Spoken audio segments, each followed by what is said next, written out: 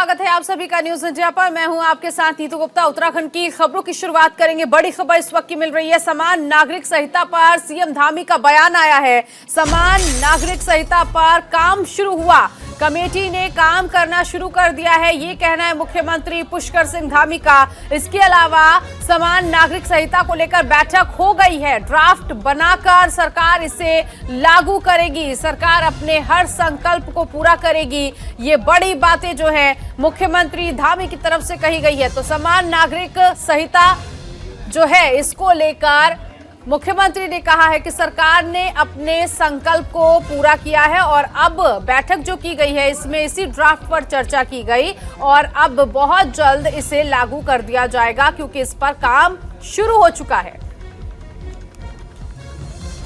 Meeting हो कि समान नागरिक संहिता उत्तराखंड के अंदर लागू हो, उसके लिए हमने उत्तराखंड की देवतुल्य जनता के सामने इस आम चुनाव से पहले संकल्प रखा था और उत्तराखंड की देवतुल्य जनता ने हमको इसमें अपना जनादेश दिया है, उन्होंने मोहर लगाई है और उसको लेकर हमने कमेटी बना दी है और कमेटी ने काम करना शुरू कर दिया है। कमेटी की पहली मीटिंग हो गई है, वो लोगों की जन सुझाव भी कमेटी लेगी, सभी जो हितधारक हैं उनसे बात करेगी, उसके बाद ड्राफ्ट बनाएगी और ड्राफ्ट बनते ही हमारी सरकार उसको लागू करेगी। आगे बढ़ेंगे। एक बड़ी खबर इस वक्त की मिल रही है कि एक्शन मोड में पूर्व सीएम हरीश रावत यूरिया की किल्लत को लेकर धरना देंगे। किल्लत दूर न होने पर धरना देंगे हरीश रावत और आज धन सिंह रावत के आवास पर यह धरना दिया जाएगा। इस वक्त की ये बड़ी खबर आपकी टीवी स्क्रीन पर आपको दिखा रहे हैं, जहां पूर्व सीएम धरना देने वाले हैं क्योंकि उत्तराखंड में यूरिया की किल्लत हो गई है। कई किसान परेशान चल रहे हैं और ऐसे में कई किसानों की शिकायत सरकार के पास भी गई है और अब ऐसे में विपक्ष ने इस मुद्दे को भुनाने की कोशिश की है और विपक्ष की तरफ से पूर्व सीएम हरीश रावत आज धरना देने वाले हैं। बता दें आपको कि यूरिया की किल्लत को लेकर सरकार को एक बार फिर से घेरने की कोशिश जो है वो कांग्रेस पार्टी की तरफ से की जाएगी और इसमें सबसे बड़ी पैरवी कह सकते हैं जो करने वाले हैं वो है पूर्व सीएम हरीश रावत, जो कि यूरिया की किल्लत को लेकर धरना देने वाले हैं। किल्लत दूर नहीं होने पर हरीश रावत का कहना है कि वो धरना देंगे और आज धन सिंह रावत के आवास पर यह धरना दिया जाएगा। संजय पुंडेर इस वक्त मेरे सहयोगी इसी खबर पर आगे की जानकारी के लिए जुड़ गए हैं। संजय, क्योंकि देखिए कांग्रेस भी इससे पहले यूरिया की किल्लत को लेकर सरकार को घेर चुकी है, सवाल कर चुकी है और आज पूर्व सीएम हरीश रावत धरना देने वाले हैं। कब यह धरना दिया जाएगा, क्या रणनीति तैयार की गई है?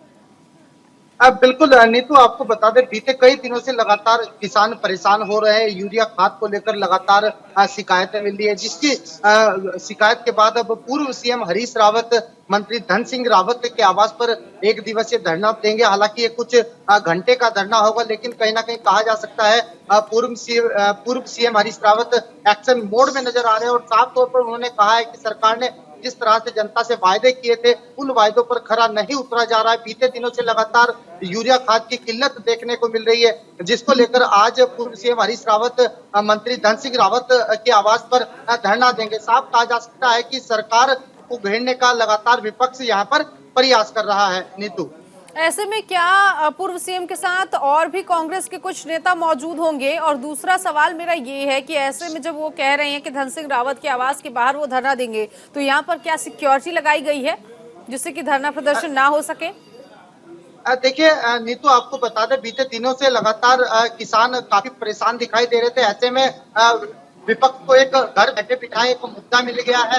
हालांकि लगातार जिस तरह से पूर्व सीएम हरीश रावत ने ऐलान किया है कि आज ये धरना दिया जाएगा, कुछ घंटे का यह धरना रहेगा। कहा जा सकता है कि पूर्व सीएम हरीश रावत के साथ कई नेता शामिल होंगे। कहा जा सकता है कि प्रदर्शन को रोकने के लिए लगातार कोशिश की जा रही है। ऐसे में कहीं ना कहीं अब देखने वाली बात होगी यहाँ पर धरना दिया जाएगा या फिर पुलिस प्रशासन इस धरने को रोक देगा। ठीक है संजय, आप बने रहिएगा, फिर से लौटेंगे आपके पास, आगे की भी खबरों पर आपसे जानकारी लेंगे। आगे बढ़ेंगे, जहां उत्तराखंड में सरकारी कर्मचारियों की छुट्टी पर रोक लगा दी गई है। 30 सितंबर तक छुट्टियों पर ये रोक लगाई गई है। मुख्य सचिव एस संधू का आदेश आया है। बड़ी खबर इस वक्त की, अपर सचिव, प्रमुख सचिव को निर्देश जारी कर दिया गया है। मॉनसून में बड़े स्तर पर होती है घटनाएं, इसीलिए ये जो छुट्टी है ये रोक दी गई है। 30 सितंबर तक छुट्टियां रद्द कर दी गई हैं। अपर सचिव, प्रमुख सचिव को निर्देश जारी कर दिया गया है कि जो तमाम कर्मचारी हैं उनकी छुट्टियां रोक दी जाएं।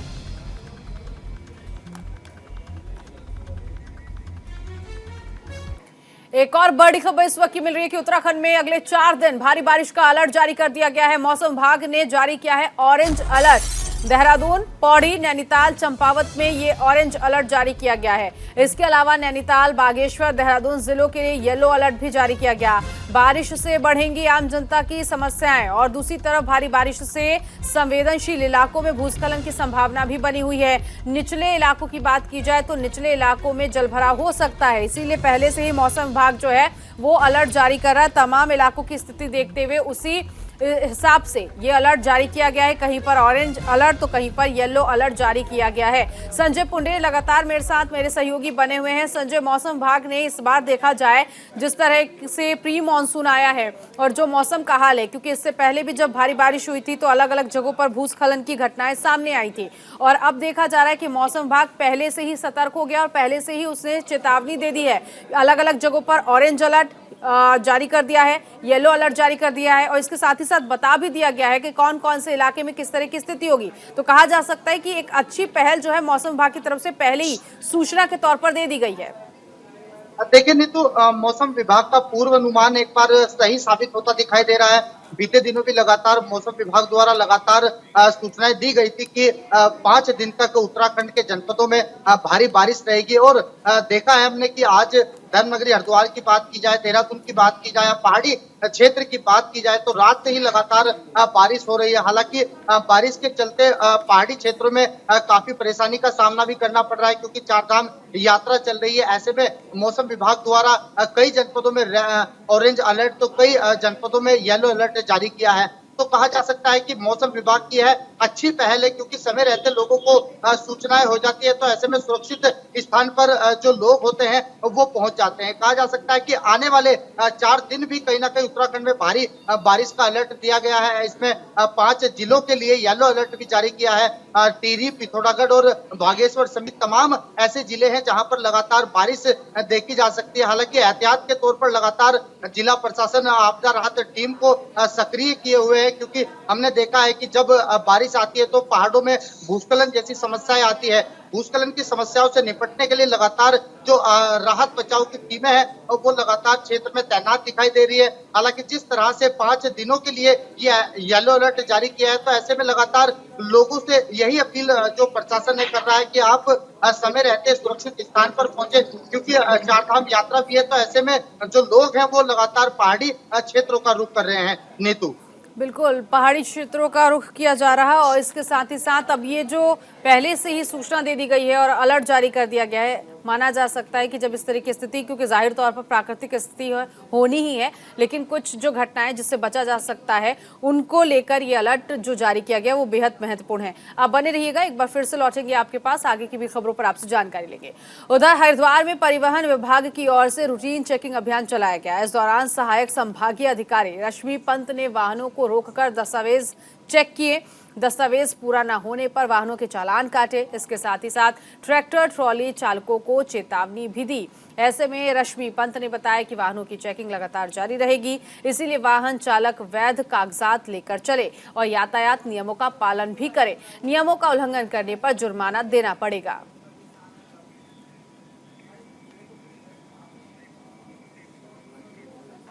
प्लास्टिक की केन और पॉलीथीन पर प्रतिबंध लगने के बाद हरिद्वार में गंगा जल ले जाने के लिए सहायता समूहों ने विकल्प तैयार कर लिया है। नगर निगम के सहयोग से महिला समूह ने बांस की बोतलें और चटाई बनाई है। इन उत्पादों को तैयार करने का उद्देश्य स्वदेशी को बढ़ावा देना है। इसके साथ ही हर की पैड़ी पर प्लास्टिक की बिक्री पर रोक लगाना भी है। शहरी विकास मंत्री प्रेमचंद अग्रवाल ने उत्पादों के स्टॉल का उद्घाटन किया। साथ ही साथ नगर निगम और स्वयं सहायता समूह की इस पहल की सराहना की। प्लास्टिक की केन की जगह इन वस्तुओं का ज्यादा से ज्यादा इस्तेमाल हो, इसकी भी अपील की है।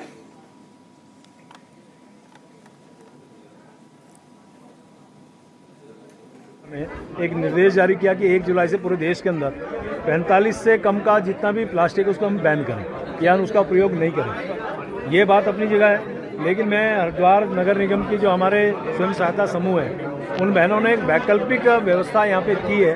बोतलें हैं, आपने कांच की बोतलें हैं, बैम्बू की बोतलें हैं, उनको बहुत अच्छी तरह सुसज्जित करके एक विकल्प के रूप में आपने दिया है। आपने जैसे आपने मैट है जिसे हम चटाई बोलते हैं, जहाँ प्लास्टिक की चटाई लोग लेके और हर की पैड़ी आसपास गंगा के किनारे से लेकर छोड़ के चले जाते, प्लास्टिक उससे बढ़ता था उसका उपयोग। उसके लिए भी आपने एक वेस्ट कपड़ों से बनाई हुई चटाई किराए पे देने का जो आज उसका शुभारंभ हुआ है। उत्तराखंड में हर साल फायर सीजन के दौरान जंगलों में आग लगने की घटनाएं होती रहती हैं, जिसको देखते हुए हंस कल्चर फाउंडेशन ने 2 दिवसीय कार्यशाला का आयोजन किया। इस कार्यशाला में वन विभाग के अधिकारियों को आग से निपटने के तरीके सिखाए गए। वहीं फाउंडेशन की ओर से राज्य के 5 ब्लॉकों में फायर फाइटर रखे जाएंगे। वनों में आग लगने से वन संपदा को नुकसान तो पहुंचता ही है, इसके साथ ही साथ मिट्टी भी कमजोर हो जाती है, जिससे आपदा जैसी स्थिति बन जाती है। इसीलिए हंस फाउंडेशन हर गाँव में जाकर जागरूकता अभियान भी चला रही है, ताकि लोगों में जागरूकता आए और वन अग्नि से बचा जा सके।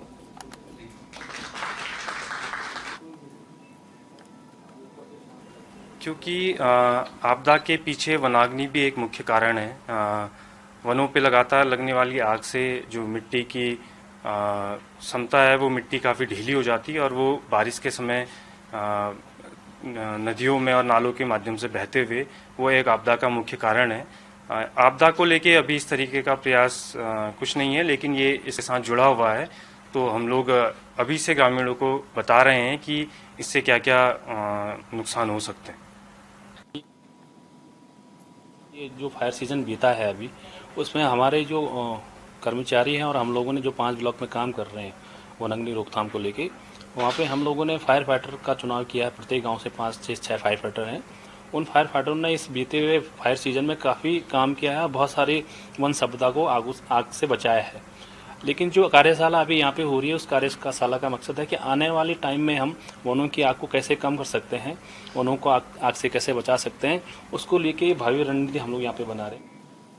हरिद्वार के बहादुराबाद क्षेत्र में खनन माफिया धड़ल्ले से अवैध खनन कर रहे हैं। स्थानीय प्रशासन की मिली भगत कर अवैध खनन से भरकर अपने ट्रैक्टर ट्रॉली को दौड़ा रहे हैं। वहीं रात के अंधेरे में ट्रैक्टरों की संख्या में इजाफा भी हो जाता है। सड़कों पर सरेआम अवैध खनन से जो ट्रॉलियां भरी हुई हैं वो देखने को मिल रही है।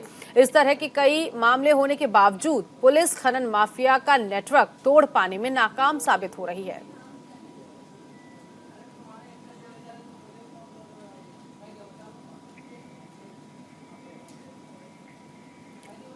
रुड़की में लक्सर रोड पर लंढोड़ा के पास सड़क हादसा हुआ। हादसे में एआरटीओ कुलवंत सिंह चौहान की गाड़ी दुर्घटनाग्रस्त हुई। सड़क हादसे में एआरटीओ 2 समेत सिपाही को चोटें आई हैं, जिसके बाद घायलों को अस्पताल पहुंचाया गया। बता दें कि रूटीन चेकिंग के दौरान लक्सर से लौटते वक्त करीब सुबह 3 बजे यह हादसा हुआ।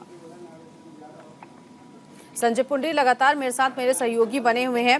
संजय, जिस तरह से ये सड़क दुर्घटना हुई है और जो लोग घायल हैं, उन घायलों का हालचाल अभी लिया गया है, क्या स्थिति उनकी? देखिए नहीं तो आपको बता दें, हरिद्वार के रुड़की क्षेत्र का मामला है, जहां हर रोज की तरह देर रात भी आरटीओ रुड़की चेकिंग कर रहे थे।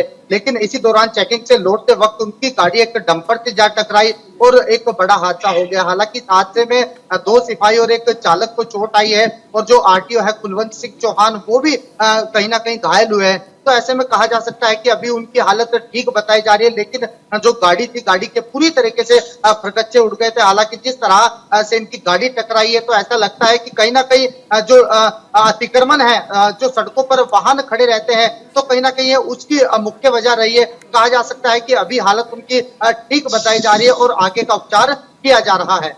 ठीक है, तो लक्सर रोड पर यह सड़क हादसा हुआ और अभी अस्पताल में जो घायल हैं वो भर्ती हैं। आप बने रहिएगा संजय, एक बार फिर से आएंगे आपके पास। हरिद्वार के सिडकुल में 3 युवकों ने युवती के साथ जंगल में गैंगरेप की वारदात को अंजाम दिया और घटना को अंजाम देने के बाद आरोपी मौके से फरार हो गए। बता दें कि आरोपी युवती को खेत में आम तोड़ने के बहाने ले गए थे। आरोपियों ने 500 रुपए की मजदूरी तय की थी। इस दौरान जंगल के सुनसान इलाके में बाइक रोककर तीनों ने उसके साथ छेड़खानी की। वहीं डरा धमकाकर जान से मारने की धमकी देते हुए उसके साथ ही दरिंदगी की। आरोपी बेसुध हालत में उसे छोड़कर वहां से फरार हो गए। सूचना मिलने पर पहुंची पुलिस अब इस मामले की जांच कर रही है।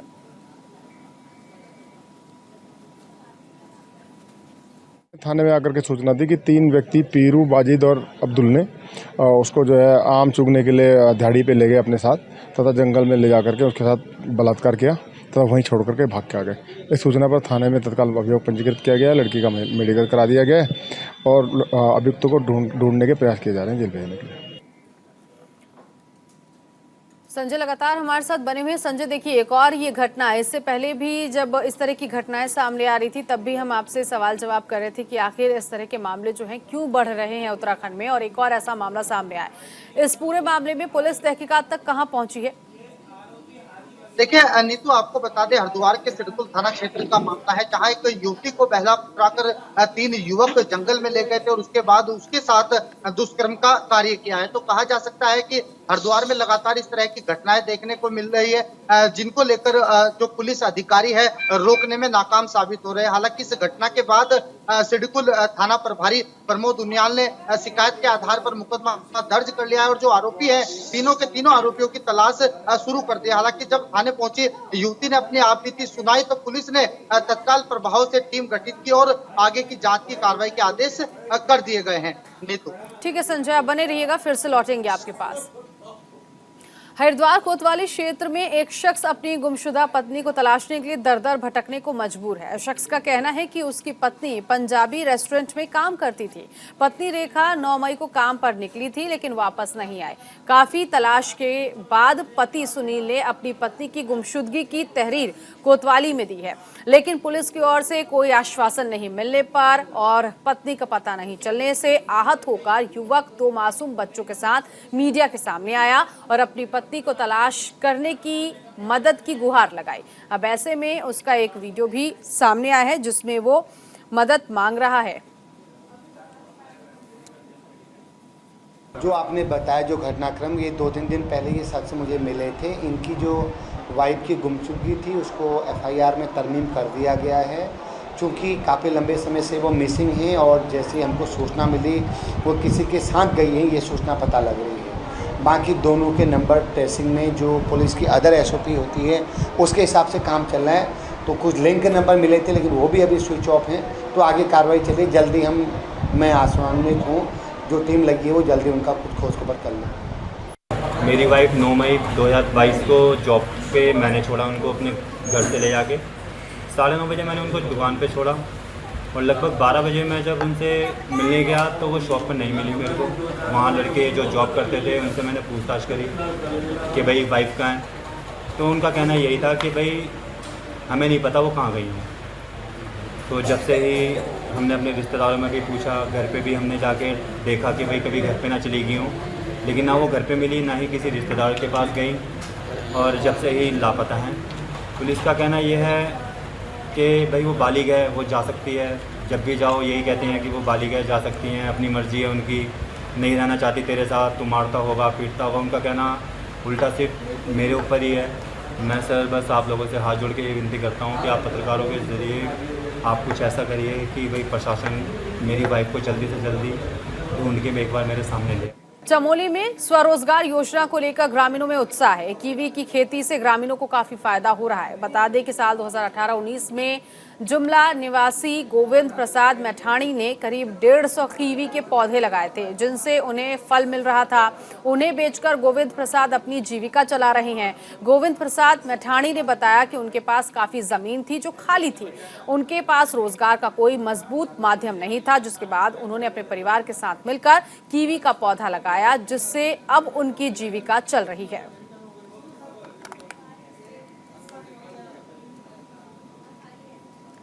जैसे कि आप देख रहे हैं, अभी हम जनपद चमोली के दसोली ब्लॉक के ये जुमला जो गांव है वहाँ पर हैं। यहाँ पर हमने किसान को जो है वर्ष 2019 में 110 प्लांट हमने जो है विभाग की तरफ से दिए थे। बाकी जो है आपके अपने व्यक्तिगत प्रयासों से और व्यक्तिगत मेहनत से जो है यहाँ पर रोपित किए गए हैं। जैसे कि आप हमारे पीछे देख भी रहे हैं कि यहाँ पर अभी इस समय वर्तमान में फ्रूटिंग हो रही है। तो लगभग 2.5 साल में ही इसमें फ्रूटिंग में जो है हमारा कीवी है।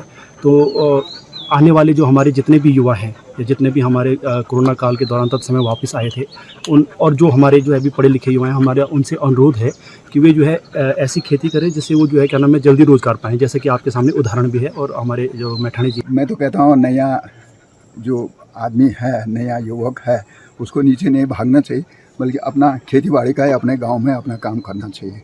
ये भी ऐसे नहीं है, मतलब 250 से लेके और इसका 400 तक इसकी प्राइस है। अगर हमारे पास ये एलिसन को छोड़ के एलिसन और माउंटी और हाईवर्ड्स जो है, तो हाईवर्ड्स की तो 500 रुपये आपने देखा होगा बाज़ार में 120 रुपये के 3 पीस बिक रहे हैं। तो क्या मार्केट उसकी हो सकती है? और यहाँ पर अगर मार्केट मिल जाए तो अच्छा, या नहीं तो वो नवयुग को इसका जूस बना सकता है, चटनी बना सकता है, अच्छी क्वालिटी का जो है उसको बेच सकता है। और इसी के साथ इस बुलेटिन में फिलहाल इतना ही। नमस्कार।